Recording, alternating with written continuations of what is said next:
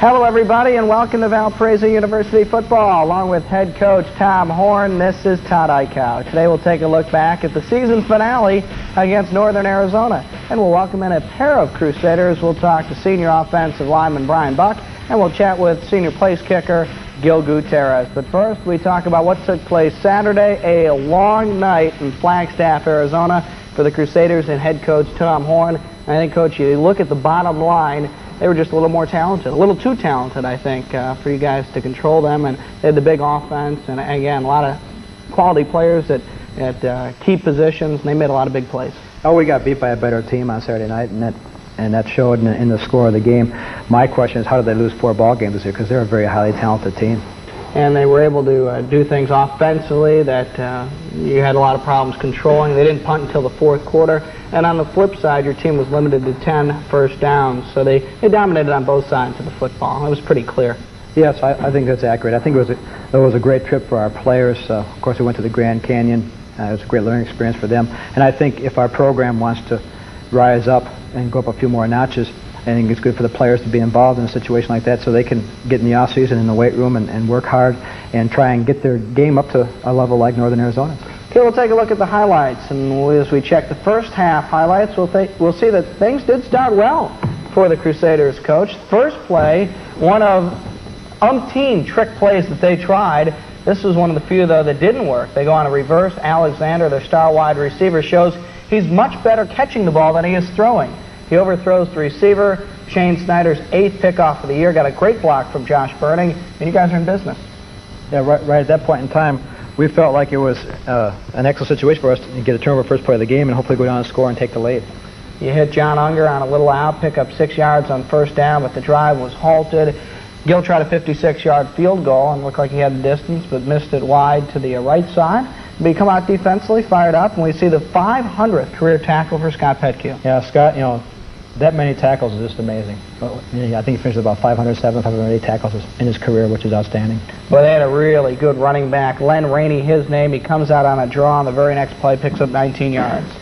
Very fine running back. We had trouble tackling him all day long. He's got great quick moves, and as you see right here, we stopped him a little bit, and we had some really good plays like that, but we had some plays where he broke open too. John Palyak and Scott Petcue made the play. And at 2nd and 12, though, we're going to see Lewis go up top. This quarterback was sharp all game long. He hits Sullivan, the tight end. He eludes a couple tacklers and gets into the end zone. The first of 2 touchdowns for Sullivan. This time, though, he lets the ball go. We'll see later on where he decides to kick it into the crowd. 7-0 the score. And right here we've got a 45-yard punt by Gil. Gil had a great day punting as well as field goal kicking, and they got good blocking set up here, and they get a good return and good field position. And Alexander, one of many outstanding players at the skill position that we saw from the Lumberjacks. And I would think it'd be a scary situation for all their opponents in the Big Sky, because all those young kids that are freshmen, sophomores that have that kind of speed should wreak havoc in that league for years to come. Midway through the first, into the end zone for the second time, the Lumberjacks. This is Rainey's first touchdown off left tackle. As you see, 13-0 the score. And we'll see a fake extra point. Coach, tell us about the formation here. Well, there's a number of teams in the country that do this.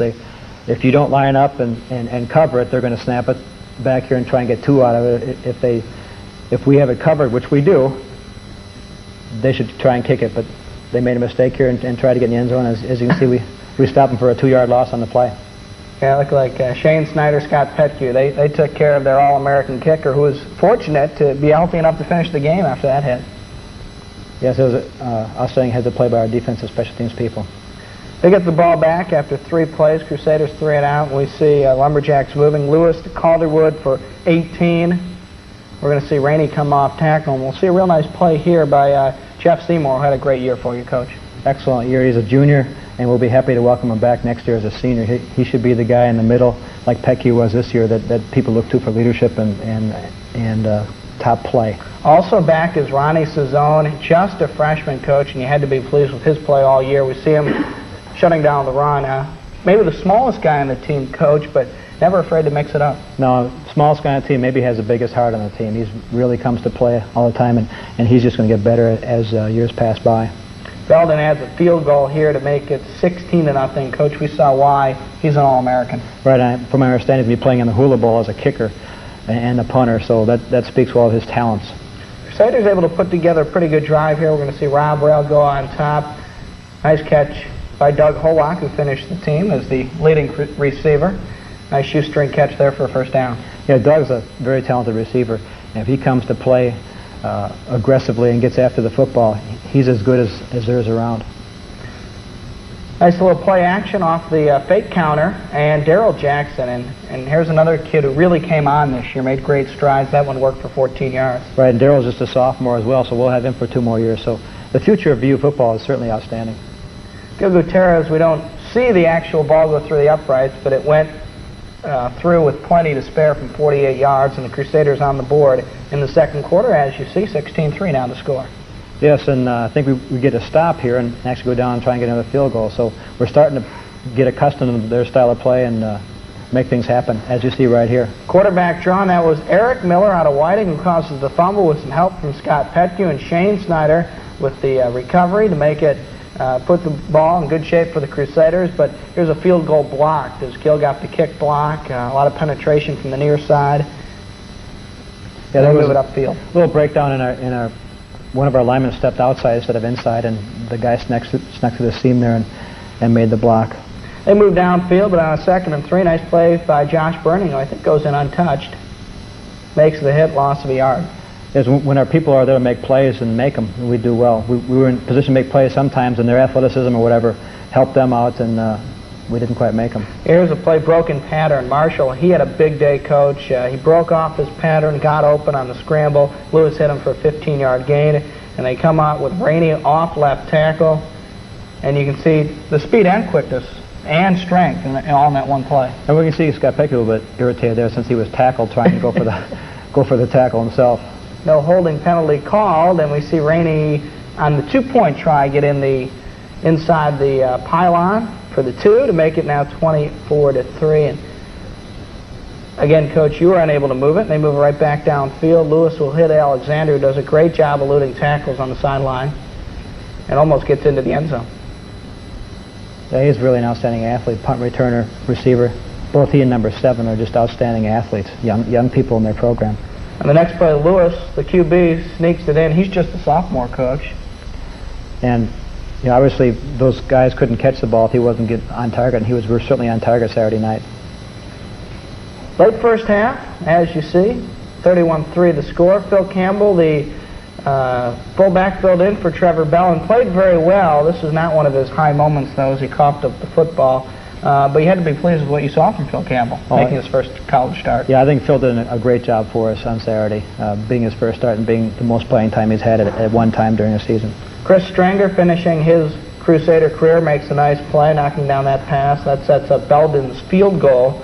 This was a 3rd and 7 that Stringer made the play, and then the field goal right before half makes it 34-3 Northern Arizona. And I guess, Coach, you knew going in that this was a very talented team, and you had to be at your best, no turnovers, no mistakes, to be in the ball game.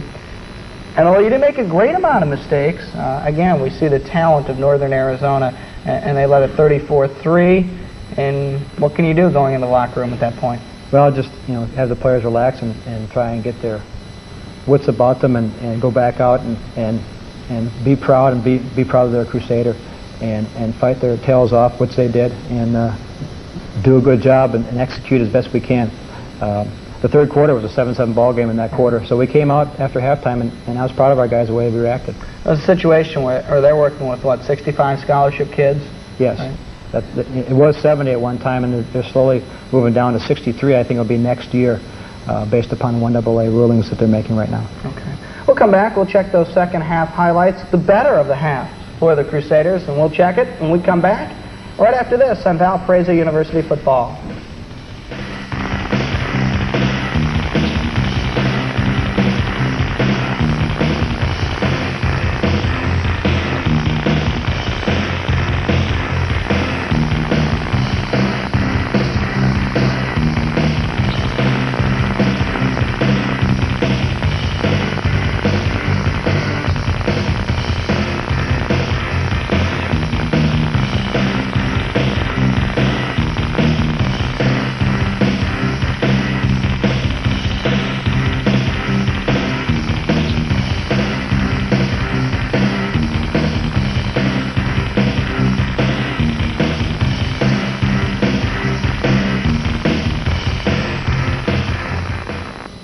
Welcome back, everybody. And Coach, you come in the third quarter, and you certainly played much better in the third quarter. Did you say anything special at half? No, not really. I mean, these kids are mature, positive people, and there's really no reason to get down on them or anything, because I know they're out there working their hardest. They're playing against some people that have some pretty good folks on their team, and we just want to come out and make a good showing in the second half for VU. Ozzie Young finished the year second in the conference in all-purpose yards, and we see why in the first play of the third quarter. First offensive highlight we'll show you, where Ozzie just did an outstanding job on the option, eluding the tacklers. And again, another strong game for Oz, who's just a sophomore. Yes, makes a great move here, and is in the open field right here, and just trips on the 45-yard line, I guess, and goes down. I know Ozzie was disappointed because he could have gone the distance there. Crusaders had to give the ball up, punted downfield. Northern Arizona takes over, and we see a nice play again by Jeff Seymour. Had a nice game. He shuts down Rainey here for a loss of a yard. Jeff did a great job reading the blocking scheme and stepping up in the hole, making the play. Force a 3rd and 14 situation. It looks good until, again, that guy Marshall, the catch, 2 good moves, breaks the outside, shows his great speed, gets a great block, and only great hustle by Scott Petkew saved the touchdown. Yeah, he's 40 yards downfield. Scotty makes a tackle to save a touchdown. That's outstanding. Here's Lewis again, going up top to, again, Marshall, and the touchdown on a great catch, Coach. Great catch because the ball is really overthrown. 41-3 the score now. The Crusaders give the ball back, and we'll see a nice defensive play. Art Moline gets in here.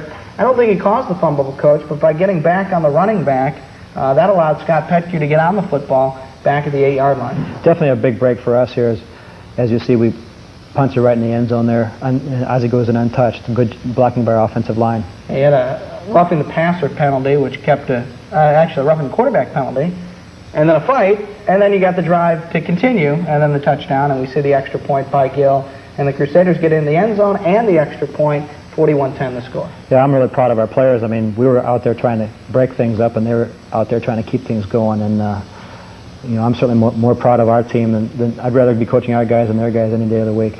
Todd Elder almost had a touchdown in his final collegiate game. Got his hand on that screen pass. If he pulls it in, he's probably gone. Well, if he might have taken him a while to get there, but I think he would have got to the end zone.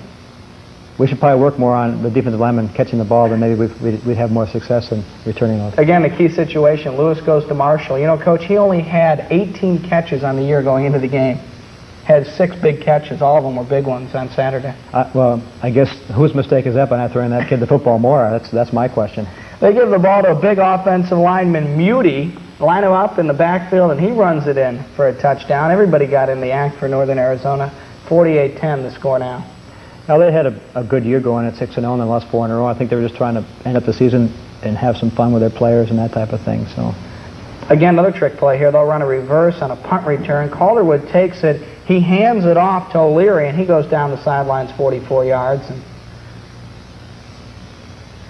again, another big play off a trick play for them. Yes, I think they had their whole playbook out there opened up, and they were just doing everything they could. Freshman Matt Culp had a nice season, Coach. Maybe one of the big surprises defensively. Came right in as a true freshman, started for you for the big portion of the season. We see a nice play there. Yeah, Matt has done a great job for us as a freshman, and he'll just get bigger and stronger and better as we go along. And also, John Harrington, a freshman, has also come along very well. Up top, they go to Sullivan. Here's his second touchdown. Here's the class move of the game. I think he's applying for the Jerk of the Year award, punting the ball into the crowd. Yeah, well, Matt's a senior, and if that's all the maturity that personally that can show, then that doesn't speak well for him or for the coaches that allow that type of activity to go on. Of course, the unsportsmanlike conduct penalty against Sullivan. He's probably figuring, what do you mean? What'd I do? Extra point made it 55-10. They had to kick off from the 20, and here we see the true leg of Terry Belton. He kicks off from the 20. Coach, this one goes all the way to the end zone. Yes. That's 80 yards. 80-yard kick in here. That's certainly an outstanding kick. Of course, Gil had a kick about 80 yards earlier in the game where we kicked off, and it went through the uprights and landed 5 yards behind the goalpost from the 35-yard line. So that's about an 80-yard kick in Gil's own right as well. And Gil and Belden, 2 excellent kickers, both. I don't know who won the match-off on Saturday night between kickers. Gil kicked a couple more field goals that were longer than Belden's. Ozzie was able to kick the kick 50 yards to help his numbers for the game. We see Nelson stopped. Good defensive play by both Art Moline and Jeff Seymour. Crusaders get the ball back, and Coach, here's a a young fullback, Maurice Watkins, who breaks tackles and picks up 36 yards, almost went the distance. We've got a lot of good young talent on the team. Our freshman recruiting class this year is an outstanding class. I've said many times it's one of the best classes this school's probably ever seen, and we can't wait till they grow up and get bigger and more experienced people. Longest field goal in school history, Gil Gutierrez splits the uprights from 56 yards. Nice to see a record for the Crusaders before the end of the ball game. You bet. And of course, Gil was named Conference Player of the Week for his play in special teams on Saturday. We see a nice play by Todd Elder, the senior, and the youngster, Adam Zolvinsky, teaming up step Nelson Cole, loss of 3 yards. And Coach, we see the final offensive play we'll show you, and that's Nick Browder, who could be the Crusaders' starting quarterback next year. Goes up top to Scott Heinrichs. He'll also be back for you. Right. He's just going to be a sophomore next year, and of course he's got a lot of talent. I think these guys here and everybody else on the team can attest to Nick's skills, and when he gets more experience in game situations, he's going to be a very fine player. Okay, there you see the final score, 55-13. As we take a look at the stats, we'll see, as you figure, pretty much one side. And Coach, you only had 85 yards on the ground. Trevor Bell didn't play, and although Phil Campbell played well, Maurice Watkins played well, you had to lose a lot without Trevor Bell. Yes, our inside running game, was key to around Trevor. Although Phil did an excellent job for his first start, worked very hard, blocked very well.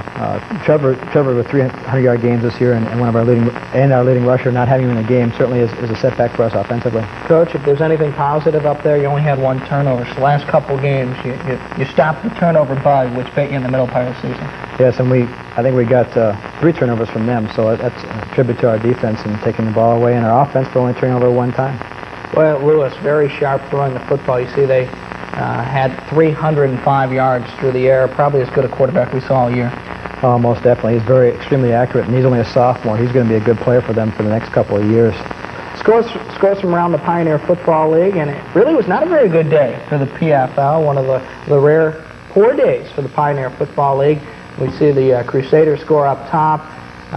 Great win for Drake because they were up big. Evansville came back, and then Drake got a late field goal and won the game. And I believe that puts them in the second-place tie. We're going to check those conference standings momentarily. But the rough season for Butler concluded with a loss to Indianapolis, a team they hadn't lost to in a long, long time. Indianapolis, is 1-8 in their league, and that's a big win for them. And of course, Butler's 4-6. They finished below us record-wise, and we always say there's only 2 directions a program's headed, either up or down. And Butler's been a very strong program, and the direction they're headed in, is questionable. But I know our program is headed in the right direction. We're on our way up, and we're happy about our kids and our program and the fight that they showed all year. We only saw the Bulldogs play once this year, besides the tapes, but in person only once. And you have to figure late in the year by looking at some of their scores that maybe some of their kids quit a little bit. You can only wonder. But at Indianapolis, a team they had really been pounding throughout the years. Even though they're down a little bit, it's hard to figure that score. Yeah, I've never seen Indianapolis in my lifetime here at VU beat Butler, and certainly Indianapolis only winning 1 game all year. That's a big win for them. Okay, a couple other scores to show you now, and yes, Dayton unable to complete that unbeaten season. First regular season loss for the Flyers in 5 years. Alabama Birmingham gets them. Alabama Birmingham, like we talked about before, has only had football for a couple of years, so that's definitely a big win for them, although they've beaten some pretty strong people this year. Still a great season for Dayton, and still a bit of a surprise, though, that final score. And San Diego did a great job outside the conference. They're a team which, when teams had to go to the West Coast to play them, were very tough. When they came in to the Midwest, they were struggling. If you're not in a major college program where you're used to doing all that traveling and getting on airplanes and waiting in airports, that can wear on a team when you do it once or maybe twice a year. And certainly going out to San Diego once a year is definitely an advantage for them, but it's also an advantage for the Midwestern schools when they have to come out here 3 times a year, because that certainly has to wear on their team as well. Great season for Dayton. Even though the loss, they still finish up on top. The first champ of the PFL, 9-1 overall. How about Drake? Outstanding year. If there's a team that's maybe a surprise, Drake. If there's a team that's a big disappointment, probably Butler. You should look at the whole picture. Yeah, most definitely, especially the way the preseason rankings went. That's definitely a good assessment on your part, Todd. Yeah, Evansville pretty tough. Yeah, every game was competitive. Although they only finished 2-3 in the conference, they played everybody tough, including Dayton. Yes, I think it was a 13-6 ball game. Of course, it was in the mud and the rain, but that always evens things out a little bit. Coach, you had 11 seniors who moved on, 2 of them in the studio. I know you're really proud of this class because they went through hard times. We take a look right next to me and look at Bryan Buck, an offensive lineman who started for 3+ seasons for you, and a kicker in Gil Gutierrez who set a school record. Proud of all the seniors and 2 guys in the studio as well. Most definitely, and these 2 guys are here. There are only 2 fifth-year seniors on the team, so they've been through everything with us from back in '89, '90 all the way up through the '93 season this year, and they've been through a lot of tough times. They've worked really hard. They've stayed positive. They've been loyal to the program, and they're good leaders. And of course, Bryan was voted as a team captain by his teammates, so they've done a lot for our program, and we're certainly thankful for them. Okay, Gil, we're going to start with you. You have the big day. I bet you liked kicking inside the dome. When you got inside the dome, first day of practice, Thursday night, you felt the high elevation. Did you know right away you had the chance for a big day on Saturday? Yeah, I remember the first kick I took. It was like a little extra point. I sent it up over those into like that little track they had going up top, and I could tell right there what the elevation and the indoor could really do compared to kicking out in the mud, the rain, and the wind that I'm used to out here. Did you know a 56-yarder was the school record when you made it? Were you aware of that? I knew it was something like in the low 50s or something, because I always would look that up. So you knew when it went through the uprights, you had the school record. Well, I didn't think of it like that, but like when I went to the sidelines, people mentioned it. Did you know you had it when you kicked it? I actually didn't get a good kickoff, but like in that altitude, it really carries. So, I mean, I knew it was going through, although it wasn't my best kick of the day at all. And the offense performed better this year. You see that Gil, with the school and conference record, also named Special Teams Player of the Week in the conference. So you mentioned the offense certainly played better this year than it's played in at least 4 or 5 years. And Bryan Buck, an offensive lineman who's been there for the bad times and been there for some good times offensively. On 2 occasions this year, Rob Rail was named Offensive Player of the Week and gave credit to the offensive line. What was the difference in the offensive line this year? You certainly gave the quarterback more time. You had 2 running backs up around 500 yards this year. Certainly offense played much better, and the line was a big part of it. Tell us why. I think probably because, like Brad Weaver said when he was on the show, that the offensive line is a big part of the team, and we were all real good friends, and we'd go out together, and I think that had a lot to do with it, that we, all came together and performed really well. And Rob was a good leader, and Ozzie, we knew that if we gave him a little hole, he would be able to run a mile. So we all had that in our mind, and decided to get it done. Bryan, what are you going to miss most? 5 years at VU, 5 years in the football program. What are you going to miss most? Probably just like before the practices and in the locker room, and just the fun that people that have played sports before know what I'm talking about. The camaraderie, I guess, people say. It really hasn't hit me yet that I'm done. I guess when I see people, starting to train for next year, then it'll kind of hit me. But that's what I think I'll miss the most, just the friendships, One player who might have hopes of playing elsewhere next year would be Gil Gutierrez. 56-yarder, that has to catch the eyes of the pro scouts. I don't know how much you realized what a 56-yarder can do. This gets out around the country, around the NFL teams, that hey, there's a kid in Valparaiso who hit a 56-yarder. Maybe we should take a look at him. Have you thought of it from that standpoint? I'm at school for a reason. I mean, something like that's 1 in a million, but it's always, it's always on my mind. I mean, if I get a tryout, stuff like that, I'd be ready for it. But like I said, I'm here to get a degree. Whatever happens after that will happen. Hopefully for the best, though. Can Gil Gutierrez get an NFL tryout? I think he will. One of the pro scouts was in my office this morning and was looking at Gil on tape and looked at 3 or 4 ball games, was timing his punts, his hang times, and all those types of things. And he's got, of course, a double value now. I mean, they know he's never been a punter before, and this is the only year he's really punted. And he had a 40.4 average at Northern Arizona. And I think he's expressed to me that Gil may get a shot. Okay. Coach, season's completed, 5-5. There was up times, there were down times. What pleased you most? What's the one thing that made you most happy about what took place this season? Well, the main thing was we started out 4-0. That was neat, and then we lost 4 in a row, which is not as neat. But the neat thing about all that is how the players stuck together and played hard through the adversity we went through, and then came back and played. Other than Northern Arizona, probably as good a team as we played all year, and beat them at our place, and played an outstanding game on offense, defense, and special teams. And they never say die. The expecting to win attitude, the positiveness of our players, those are the great things that happen. That's what set us apart from the other teams I've coached here, is that these people believe themselves, believe in each other, and expected to win.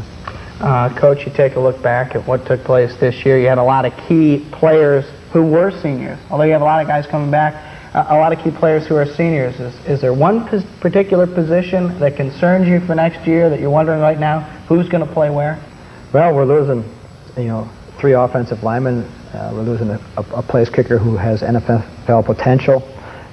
We're losing a linebacker that has over 500 tackles in his career. So those are probably some, and Chris Stringer in the defensive backfield, and Todd Elder in the defensive line, where it's a young segment anyway. So we've got some holes to fill everywhere, but like I've told our players before, everybody's replaceable eventually.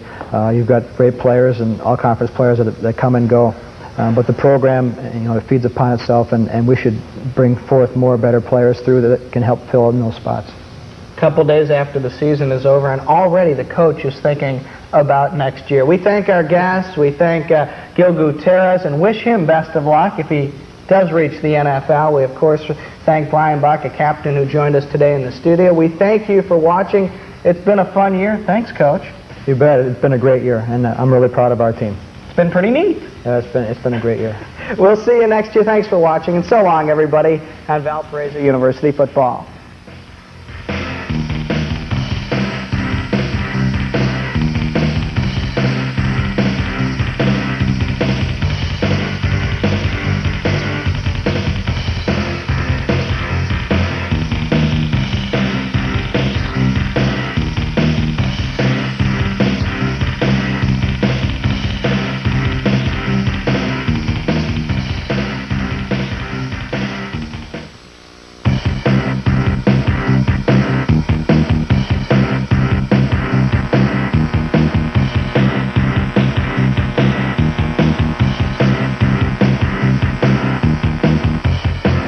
Valparaiso University football is made possible in part by the following underwriters: